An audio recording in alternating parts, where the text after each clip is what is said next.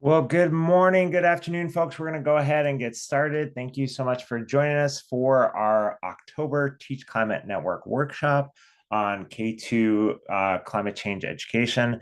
My name is Seth Spencer. I use he, him pronouns, and I am the Teach Climate Network coordinator for climate generation. And so I lead a lot of the workshops, but I am thrilled to have my colleague Marie Fargo, who will be introducing herself in just a minute, presenting today. But I'm here as kind of tech support. If you have questions as we go, definitely feel free to put things in the chat. But at this point, I'm going to go ahead and turn it over to Marie. And thank you so much for joining us, everybody. Sounds good. Thank you, Seth. Hi, everyone. Great to see you. Thanks for being here. Like Seth said, my name is Marie Fargo. Oops, sorry. I have a couple things popping up on my screen at the same time here. Here we go. All right, so hopefully everyone can see my screen now. My name is Marie Fargo. I use she, her pronouns, and I'm the Instructional Resources Coordinator at Climate Generation. So I work on our education team, doing a lot of our curriculum development and maintenance, as well as professional development like this.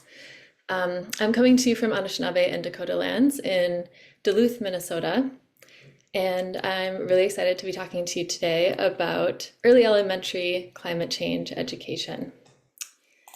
Before we jump into that, though, I do want to offer a land acknowledgement and acknowledgement of oppression. So Climate Generation's building is on the stolen lands of the Dakota and Anishinaabe. We also want to recognize immigrant and American-born workers of African, Asian, and Central and South American descent, whose labor has really shaped this country and continues to do so today. Climate Generation does strive to work towards anti-racism and abolish unjust systems and actions through trainings, building trusted partnerships, and recognizing Indigenous values and perspectives in our programming. And if you'd like to learn more, you can visit the links that I share at the bottom of these slides. So I'd love to hear a little bit from you and kind of get to know who's in the room. If you could share in the chat your name, pronouns, where you're coming from, a brief land acknowledgement, and the grade levels that you teach, that would be great. If you're not familiar with the native lands you're on, you can visit nativeland.ca. We've linked that in the chat.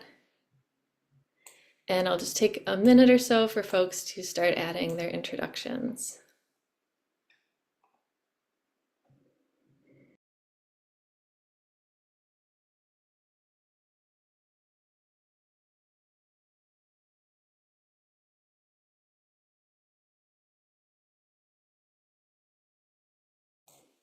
So it's fun to see that we've got people from kind of all over the US and often different countries. So I see Vermont, welcome. I know we do have some folks still joining us here. Correct. May I say something? Sure. Oh, and you're on mute though.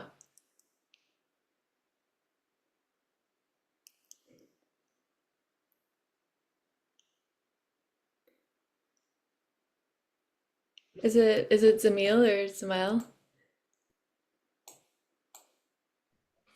You're on mute if you're hoping to say something, but let us know if you're able to later. You can raise your hand or add it to the chat as well. Well, cool. Thanks, everyone. Feel free to continue those introductions. I just wanted to add that this session is meant to support elementary educators, primarily grades kindergarten through second grade in particular. Folks who are new to climate change education, maybe you haven't tried any climate change lessons before, but want to get started, or you might have some questions or concerns about where to start. Anyone here who does have experience already teaching climate change in these grade levels, I think can also get something out of this session, and it's always great to have conversations with folks who do have that experience. So feel free to share that, but just know that this is kind of designed to be an introduction and a getting started for folks. So next up, I would like to check in and find out what concerns do you have about teaching climate change in elementary grades? Or maybe if you don't work directly with youth right now, what concerns have you heard? So what we're going to do is I'm going to share the slides here, and you can head to, can you see those slides in the chat? So you can head to slide 4 and then just kind of click on any one of those blue squares, those blue sticky notes, and add your responses in. If we run out of space on slide 5 or slide 4, we've also got slide 5, 6, and 7. So no worries, just jump to another slide. They're all the same question. And if for any reason you're not able to access the slide deck, feel free to add your answer in the chat.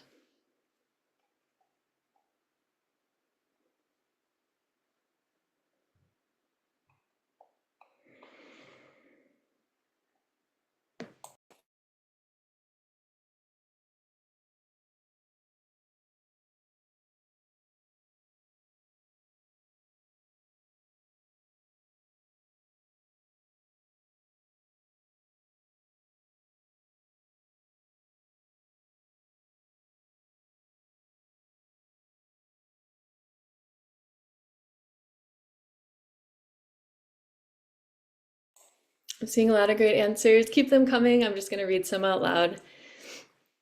So I'm seeing it's some concerns about making it age appropriate, either that the content might not be appropriate or that it is big and heavy and overwhelming.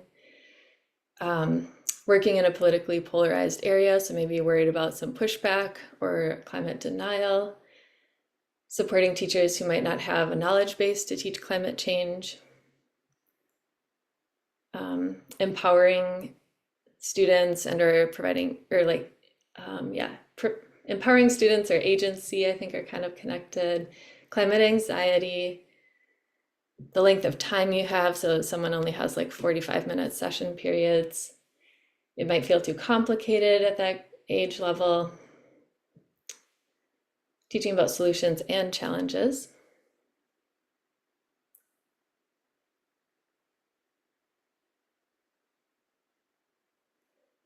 Great, so I'm seeing a lot of great answers. Thank you everyone for filling that out. And if you didn't get a chance to yet, feel free to jump to slide 5 and add some additional answers.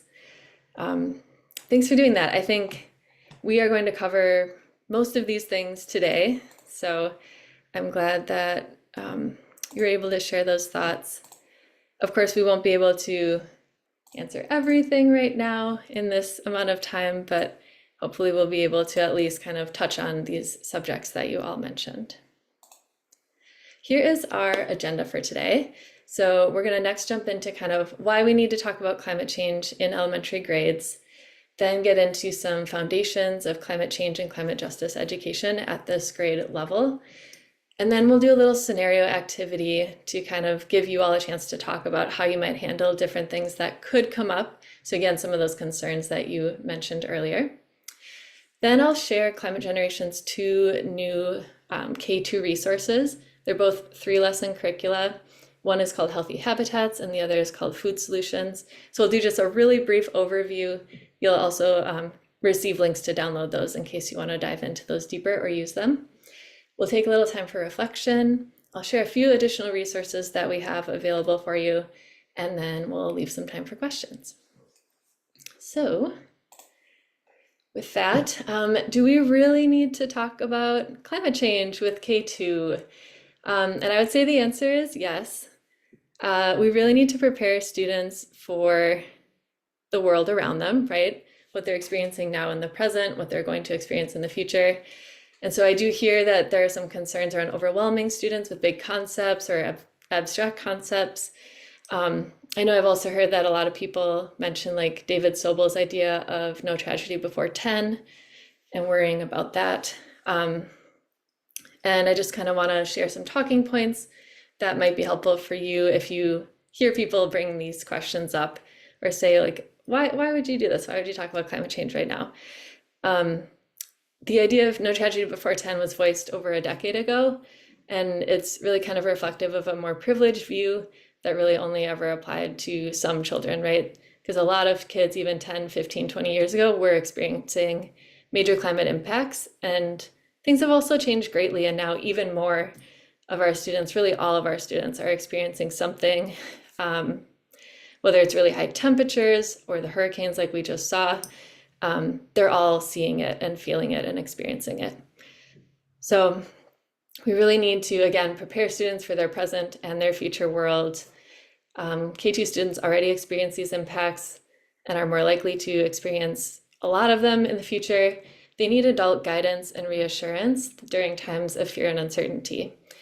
And K-2 students really benefit from foundational climate literacy for deeper understanding and action as they grow. I also find that, we don't want to underestimate what our K-2 students can understand. We want to really meet individuals where they are. So I've heard this said somewhere at one point and really love it, that if a student asks a question, they're ready for that answer. That doesn't mean that you have to go super duper in depth and throw them a bunch of vocabulary they don't know, but there are age appropriate ways to talk about whatever concept they're asking about. That doesn't necessarily mean your entire class is ready for that answer, but I found that educators are really good at meeting individual students' needs while still moving the whole class along with different topics. In addition, most adults think that climate change should be taught in schools. So this is from the Yale Program on Climate Change Communication. And it's showing that on average, 75% of people responded yes, that schools should teach climate change. And you can see even the lightest states here, like Wyoming and West Virginia, are only at 55%. So over half of people in every state believe that climate change should be taught about in schools. Furthermore, both teachers and school administrators generally tend to agree that it's necessary to teach about climate change in school. So I circled that first graph on the left there, that teachers, which are in yellow, and administrators in blue, say that climate change will have an impact on students' futures, and it would be irresponsible not to address that problem and the solutions in school. However, it seems when we look at further research here, that there's a lot of disconnect between administrator and educator perceptions about the extent to which climate change is addressed in school systems. So looking at the right column, these blue percentage points here, those are the administrator's answers to all these questions on the left. And you can see that most administrators believe that climate change is being addressed in their school system's policies and goals, but a lot of teachers don't necessarily share that view. Excuse me.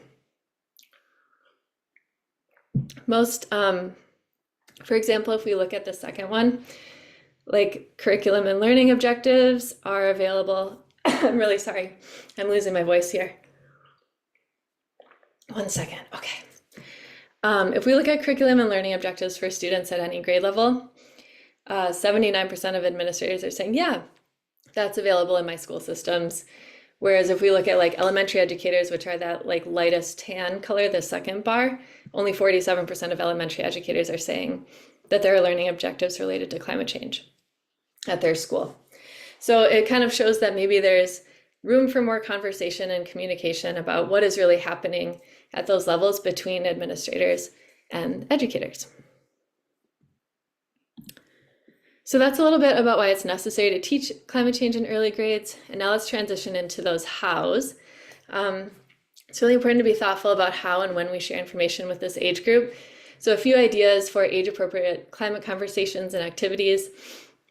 We'll start with ages 1 through 6, so kind of that pre-K into kindergarten age. First of all, unstructured and structured play outdoors in nature, super important. Building empathy and caretaking of our environment. So super key, establishing understanding of weather through observation. So looking at clouds, temperature, that sort of thing.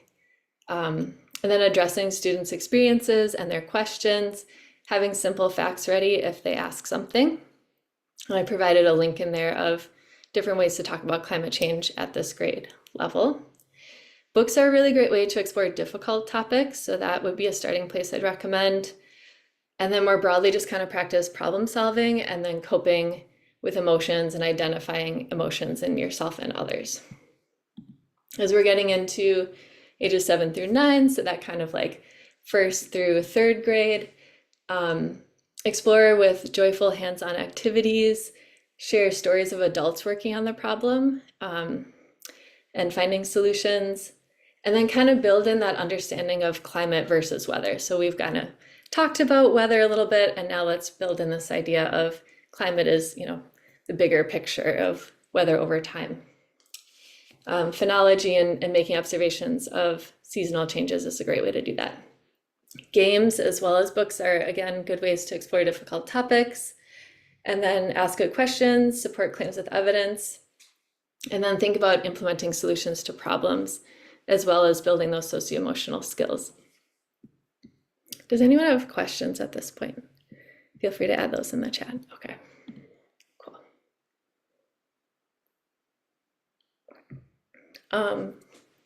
So looking at key practices, I apologize, my voice is not with me today. So when we look at key practices of climate change and climate justice education, I built these out and summarized this based on research I found, conversations I had with educators, leaders in the field of place-based, experiential, environmental, and climate change education, and so on. And I've linked to all of those in the notes section of this document that you'll be able to see if you wanted to do a deeper dive. But kind of in summary, some key things to think about when we're teaching for this grade level are make sure to center students' questions and lived experiences. So again, make it inquiry-based, talk about what they're already curious about. Make it interdisciplinary and nuanced. I think this is already a strength of elementary. So you can incorporate art, music, nature play, reading, and so on. It's also key to have nuance, though. It's okay to say, like, I don't know, and let's do some investigating together. Let's look it up. And then promote a both and perspective. Can also make climate change lessons hands-on and very action-oriented and focus on your local area. So students this age generally have kind of smaller spheres of awareness and care, and a smaller sphere of influence on their worlds than older grades. So it helps kind of deepen their understanding to see local climate change solutions, like we can do a litter cleanup on our campus, or we can start composting at our school, things that happen like tangibly that they can see and take part in. Another key element is focusing on safety. So adults are working on solutions, adults know this is happening, they're taking care of it, they're helping us. And then if students want to take collective action, of course you can help, of course you can join in. Some students might just be relieved to know that someone is working on the problem. Some students may really want to help, and that's great too. So help students see that they're not alone in saving the world and that working together will bring about the biggest changes. And then with that, like, take time to hear how students are feeling.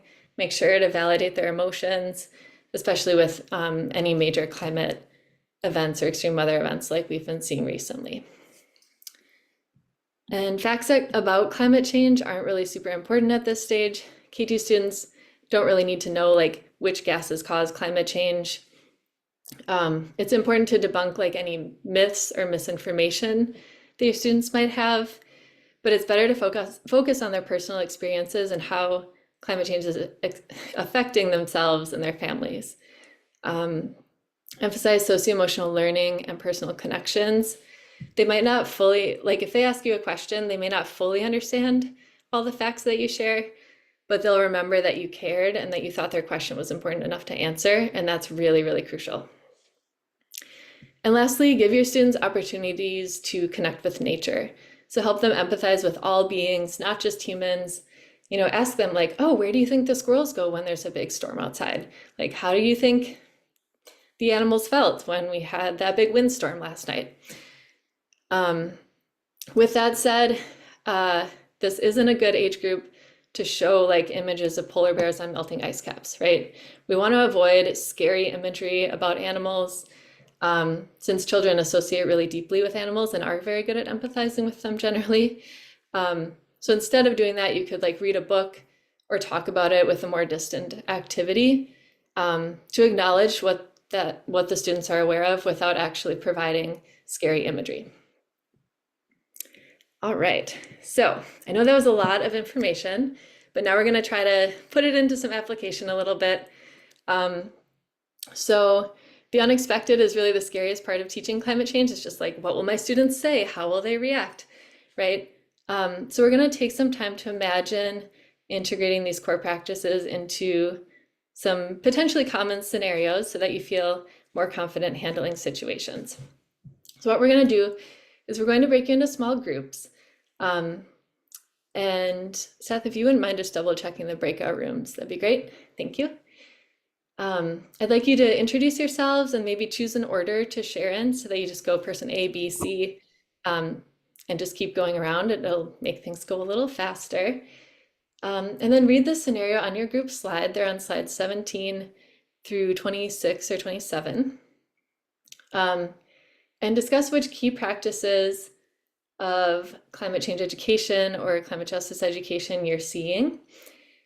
And then share ideas for how you would address the scenario provided using those key practices. You can have one person take notes in your group slide. That way we'll all be able to see your answers and kind of learn from each other. We also will have a little bit of time for a couple individuals to share out with the full group. So please have someone ready who can be your share out person in case your group gets picked. So if you're assigned to room 1, you're going to be group 1. If you're assigned to room 2, you'll be assigned to group 2, and so on. Please let me know if you have any questions about how that works. And then Seth has just shared the slide deck again, so you can open that up if you're not in there right now. And I am going to show you the activity layout. So again, the scenario is going to be at the top. You'll be able to answer which key practices do you see and what would you do or how would you respond in this situation. Does anyone have any questions? Okay. Sounds good. So I think we can open the breakout rooms and we'll take, hopefully we had some good conversations in your breakout rooms. I'd love to hear from maybe just one group if you'd like to share out loud, and just tell us what group number you are so I can put your slide up so we can all see it. Would anyone like to be brave and come off mute and share what your group talked about?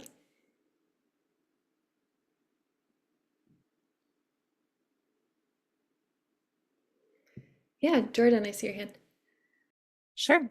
I really loved all the ideas that our group came up with. We were group 2.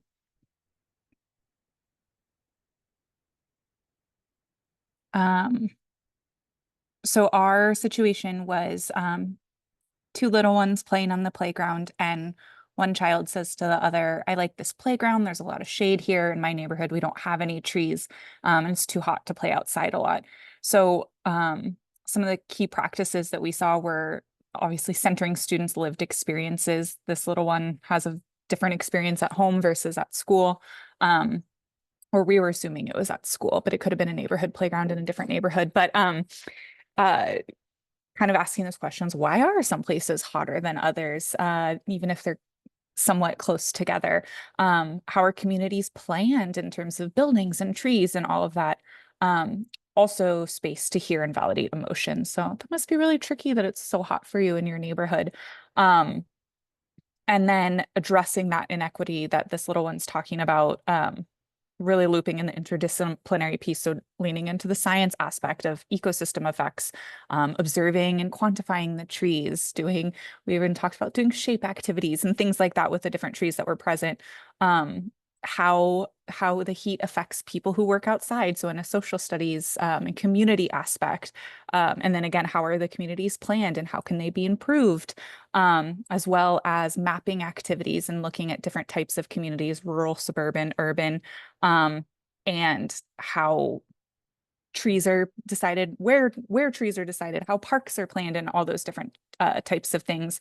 And then what I really loved is kind of offering both to this one little student, Ella, but also to the class in general, offering resources, helping find other parks that maybe have more shade trees, helping find pools, helping find different things in the community to support this little one who may be struggling a little bit with the heat. So lots of great ideas, I thought, from our group. Thank you. Does anyone, either from this group or a different group, have anything to add? Any other ideas you want to add to this scenario?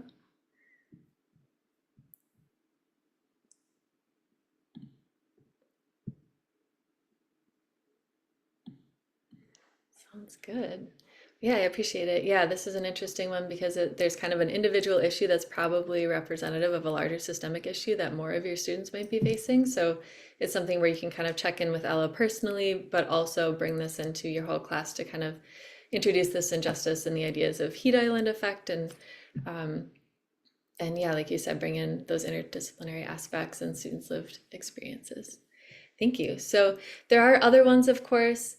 We unfortunately won't have time to jump into all of them right now, but you are welcome to kind of browse through them on your own time, and hopefully they can help you sort of imagine and process and think through how you would want to address these issues. So now I'd really like to jump into our two resources that Climate Generation has co-created with educators over the last 2 years. I'm very excited about them because they were designed again by educators in K-2 grades, and they really touch on a lot of these key practices. So our model or our structure for this was we held 4 meetings with educators over the course of 6 months.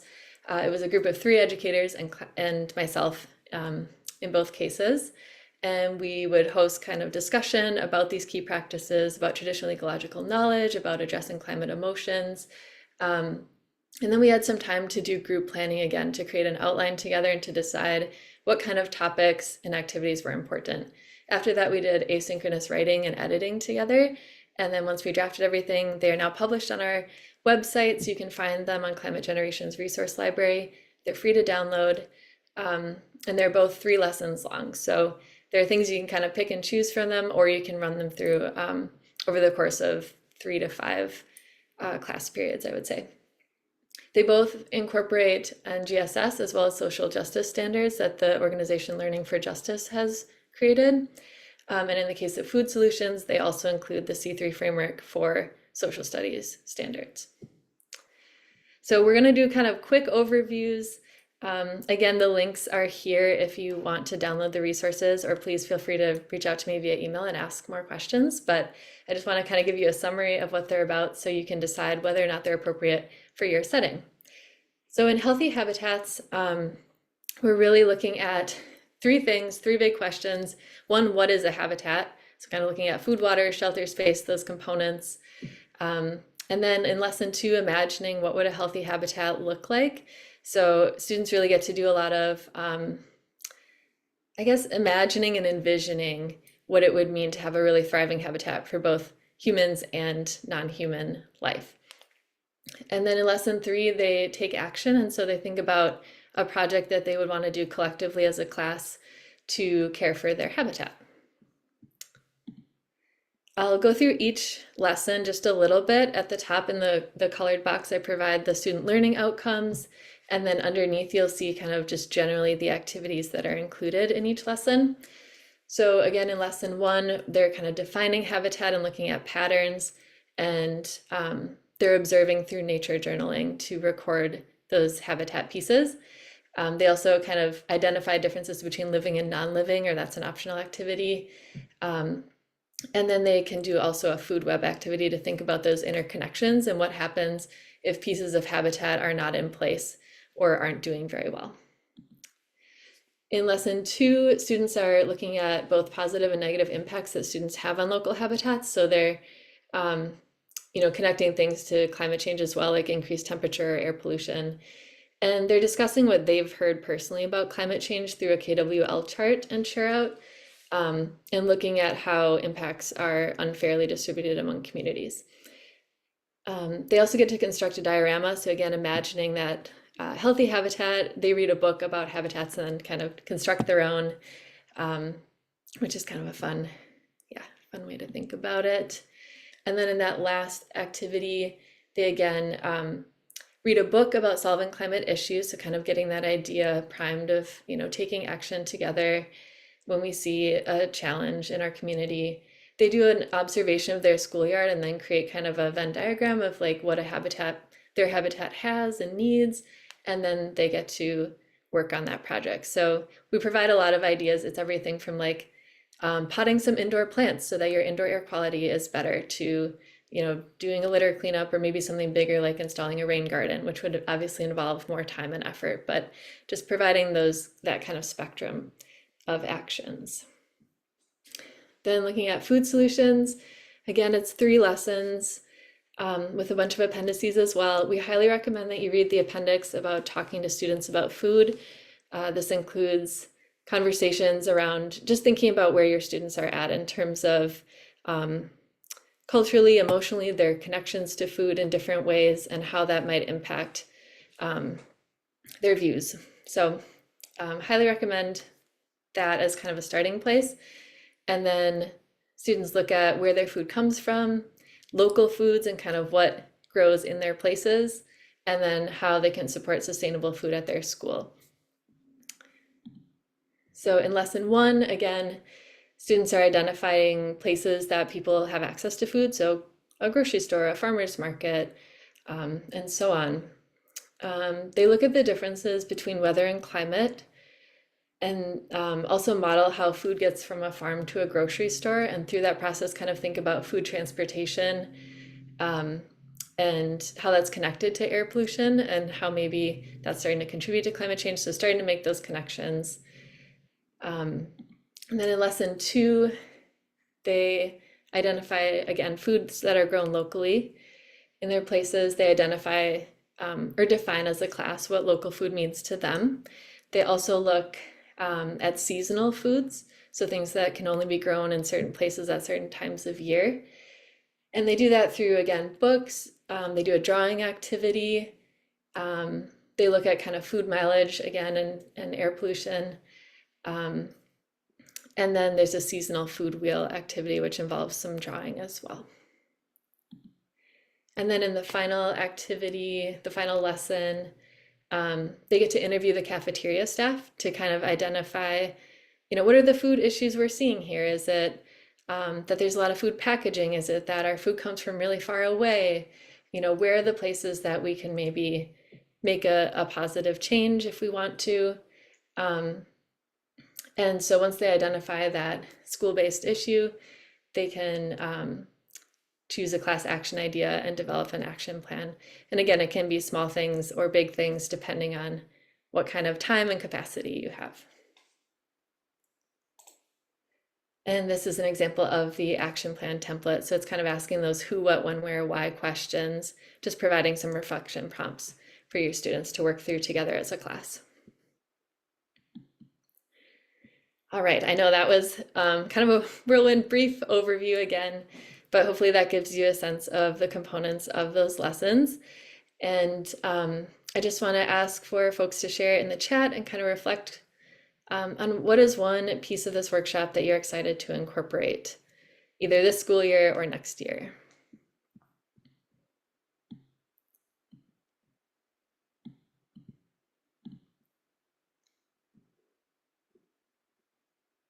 Cool, I'm seeing sharing the lessons, sharing the resources. Thanks, yeah, talking to students about food, talking with students about food. Yeah, connecting to local foods, finding connections between ELA math curriculum and these units, definitely.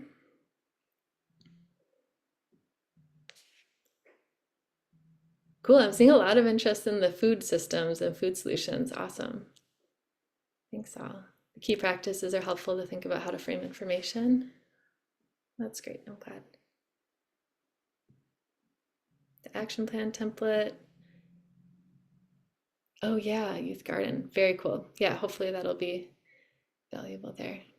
KWL chart, totally. Cool. Thanks, everyone. Keep those coming. As you're filling out your thoughts and reflections, I just want to let you know that Climate Generation does have more resources available for K-2. The first is our climate fiction and nonfiction reading guide. So that one encompasses kindergarten through adult books, but we do have probably around 15 picture books and or elementary chapter books that are available in there. And yeah, that's a really fun one. It's also got some discussion questions in the appendix for elementary level. So lots of great options if you're looking for books to kind of get started. We also have a field activity that's called Exploring Climate Change in Our Communities. It's pretty short, it's like 5 pages long. It's just a quick activity that maybe takes 30 minutes to an hour, depending on how you want to frame it. And it's available in English and Spanish. We designed it originally for grades 3 through adult, but I do think it could be pretty easily adapted to K2. We did that more because students are like taking photographs and using some things that require some dexterity and some online aspects that might require more effort, but I think it'd be worth looking at if you teach K2 because it's definitely got some great information in there about just like observations, climate solutions, writing a poem, that sort of thing. And we're always working on things. We're always thinking about new things. If you have a topic or a subject that you'd like us to consider, let us know. You can always email me, marie@climategen.org. And then we have our resource library, which I linked in there as well. So we have lots of other resources if you do work with other grades or know folks who do. We have everything for K-12. So a good variety there of interdisciplinary resources. And I also just linked some articles of some really good examples of climate justice and climate change education that are happening in schools. So these are kind of case studies or stories from educators that might be helpful for you as you're looking into what you could do. I think that's all for me. So thank you so much, everyone. I'll turn it over to Seth to share this. Yeah, well, thank you again, Marie, and we'll have time for questions in just a second, but did just want to let folks know that this is part of a 9-month series of workshops, and so our next workshop will be with high school science educator Julie Ackerman, who's going to be talking about how to get students excited about climate change action projects, which may sound a little daunting, but excited to hear from Julie and her experience. And I will send all of these links, the slide deck, the recording in a follow-up email in the next couple of days. So no need to write things down, but I will just throw the registration link in there. And I'll pass it back to Marie for some time for questions if folks have them. Yeah, thanks, Seth. Does anyone have any questions?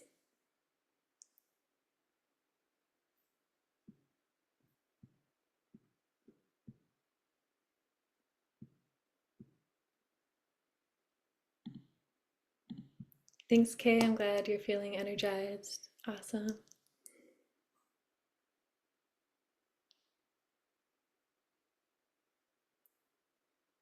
Cool. Well, I'm happy to stay on. If you're typing a question, feel free to keep going. I will be here. Seth will be here. But I know people's time is sometimes limited, especially midday. So if you do need to head out, I understand. Thanks so much for being here, everyone. Super appreciate it. And enjoy the rest of your days. And if you do have questions, I will be here to answer them. Thanks, all.